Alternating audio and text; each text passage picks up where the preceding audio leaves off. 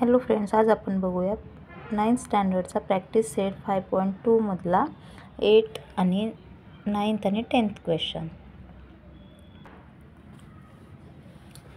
In triangle ABC, the measure of angle A is equal to the sum of the measures of angle B and C. म्हणजे triangle ABC मध्ये असं सांगितलं आहे की major of angle A म्हणजे Aचं जे माप आहे ते आपल्याला काय आहे, sum of angle B and angle C. Angle B आणि अँगल सीची जी काही सम आहे, दोन्हीची जी मेजरमेंट आहे त्या मेजरमेंटची ॲडिशन करून जे आन्सर येणार आहे ती अँगल एची मेजरमेंट आहे.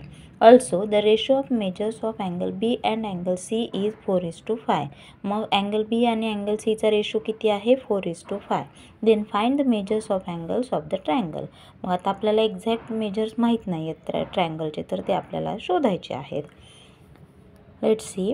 Late the measure of angle B be x. Angle Bचा मेजर किती घेतला आहे, एक्स, आणि अँगल Cचा y. According to the first condition, measurement of angle A is equal to measurement of angle B plus measurement of angle C. आपल्याला काय सांगितले, B आणि C ची जी काही ॲडिशन करून येणारी व्हॅल्यू आहे ती म्हणजे मेजरमेंट ऑफ अँगल A आहे. Therefore, measurement of angle A is equal to x degree plus y degree. कारण आपण मेजरमेंट ऑफ अँगल B किती घेतला, x, आणि मेजरमेंट ऑफ अँगल C किती घेतला, y. In triangle ABC, measurement of angle A plus measurement of angle B plus measurement of angle C is equal to 180 degree. का बरं घेतलं आपण असं, तर ट्रायंगलचे सगळे अँगलची ॲडिशन किती असते, 180 degree. Sum of the measures of the angles of a triangle is 180 degree. X plus y plus x plus y म्हणजे मेजरमेंट ऑफ अँगल किती आला आहे आपल्या इथं, तर एक्स प्लस वाय डिग्री. म्हणून एच्या जागी आपण काय पुट केलं आहे, x plus y plus measurement of angle B म्हणजे बी काय कन्सिडर केला आपण, एक्स, आणि measurement of angle C y is equal to 180 degree. मग 2 एक्स आहेत तर त्याची ॲडिशन करू शकतो आपण, 2x plus 2y is equal to 180 degree. Dividing both sides by 2. X plus y is equal to 90. या इक्वेशनला आपण 2ने डिवाइड केलं तर आपल्याला इक्वेशन नंबर 1 मिळालं. X plus y is equal to 90, equation number 1. According to the second condition, the ratio of the measures of angle B and angle C is 4:5. Second कंडिशननुसार आपल्याला measurement of angle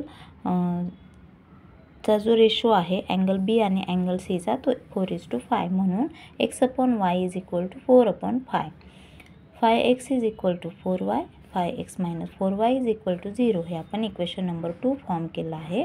multiplying equation 1/4. Equation number 1ला आपण 4ने multiply केलं. X plus y is equal to 90, 4x plus 4y is equal to 360, equation number 3. Adding equations 2 and 3. 5x minus 4y is equal to 0, 4x plus 4y is equal to 360. आपण minus 4y plus 4y cut होतं, त्यामुळे 9x is equal to 360. आपल्याला एक्सची value मिळाली 40. मग ती कशामध्ये put केली, equation number 1मध्ये put केली. मग आपल्याला वायची व्हॅल्यू मिळाली 50. मग measurement of angle is equal to x degree plus y degree. मग आता आपल्याला बीची व्हॅल्यू मिळाली आहे 40 आणि सीची व्हॅल्यू मिळाली आहे 50. कारण बी आपण एक्स कन्सिडर केला होता आणि सी आपण वाय कन्सिडर केला होता. त्याप्रमाणे 40 plus 50 is equal to 90. Therefore, the measures of angle A, angle B and angle C are 90 degree, 40 degree and 50 degree respectively. Divide a rope of length 560 cm. आपण 9th नंबरचा आता question बघतो आहे.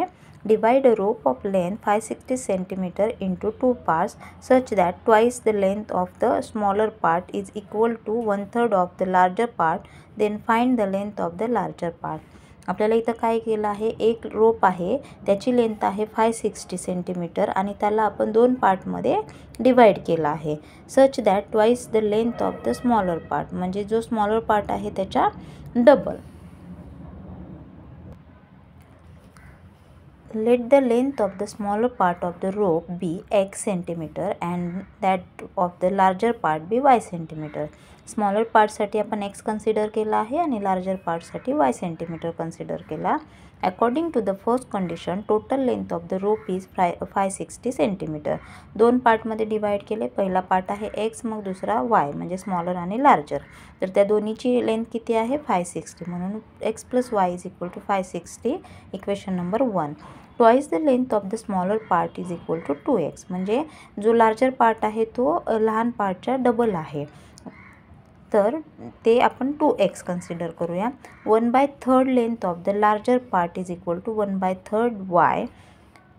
म्हणजे आपल्याला इथं वरती सांगितलं आहे की smaller part is equal to 1/3 of the larger part. मग त्याप्रमाणे आपण काय घेतलं 1/3 y. According to the second condition, therefore 2x is equal to 1/3 into 3.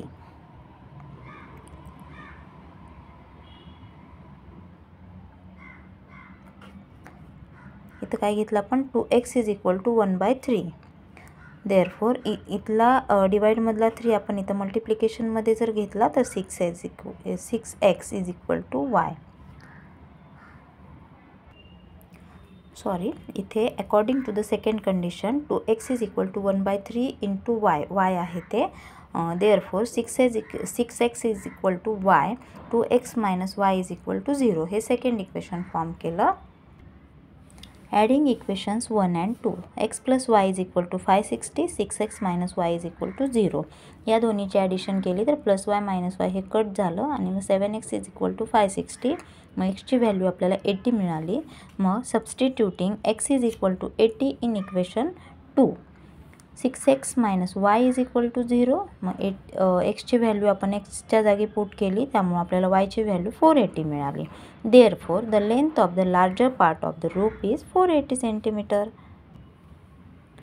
Question number 10. In a competitive examination, there were 60 questions. The correct answer would carry 2 marks and for incorrect answer 1 mark would be subtracted. Yashwant had attempted all the questions and he got total 90 marks. Then how many questions he got wrong? म्हणजे एक competitive exam आहे, त्यामध्ये 60 questions असतात आणि जे correct answer आहे त्याला 2 marks आहेत आणि जर आन्सर चुकलं तर तुमचा 1 मार्क कट होणार. मग यशवंतने काय केलं आहे, सगळे क्वेश्चन्स अटेम्प्ट केले आहेत आणि त्याला 90 मार्क्स मिळाले आहेत. तर त्याने किती क्वेश्चन चुकीचे केले आहेत असं विचारलं आहे. Let us suppose that Yashwant got x questions right and y questions wrong. म्हणजे आपण त्यांना करेक्ट सोडवलेल्या क्वेश्चनसाठी x कन्सिडर केला आहे आणि रॉंग केलेल्या क्वेश्चनसाठी y कन्सिडर केला आहे. According to the first condition total number of questions in the examination are 60. मग एक्झामिनेशनमध्ये किती क्वेश्चन होते, x + y is equal to 60 असं इक्वेशन फॉर्म केलं आहे. Equation number 1. Yashwant got 2 marks for each correct answer and 1 mark was deducted for each wrong answer.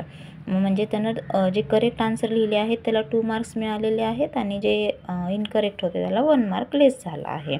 Therefore he got 2x - y marks. According to the second condition he got 90 marks. Therefore 2x - y is equal to 90. Equation number 2. Adding equations 1 and 2.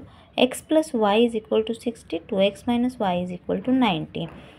3x is equal to 150. कारण addition केल्यावर इथं +y - y हे cut झालं. 3x is equal to 150. तर एक्सची value आपल्याला 50 मिळाली आहे. Substituting x equal to 50 in equation number 1. मग एक्सची आलेली व्हॅल्यू आपण इक्वेशन नंबर 1मध्ये पुट केली तर आपल्याला वायची व्हॅल्यू इथं 10 मिळाली आहे. Therefore Yashwant got 10 questions wrong. तर फ्रेंड्स, अशाच नवनवीन व्हिडिओसाठी चॅनलला नक्की सबस्क्राईब करा आणि तुम्हाला जर व्हिडिओ आवडत असतील तर नक्की लाईक करा.